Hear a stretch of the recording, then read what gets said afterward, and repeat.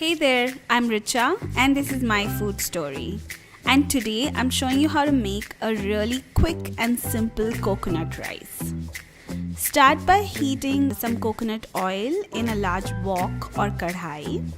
Add mustard seeds, cumin seeds, asafoetida, ginger, chana dal and urad dal along with dry red chilies and some curry leaves, and saute these till they're light golden brown. You're going to love how your kitchen smells. Now add some chopped green chilies and cashews. The cashews add an extra crunch to this rice recipe. Once the cashews are light golden brown, add some freshly grated coconut to the wok. If you're in a place where you don't have access to freshly grated coconut, just buy some frozen coconut and thaw it and then add it to the pan.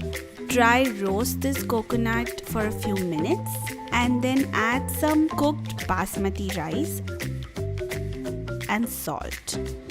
Saute everything for another minute or two and you're done. Serve this as a really quick and easy breakfast, or you can also serve this as a side dish for lunch or dinner. This is super fast and I'm sure you're going to love it. I hope you try this recipe. See you next time.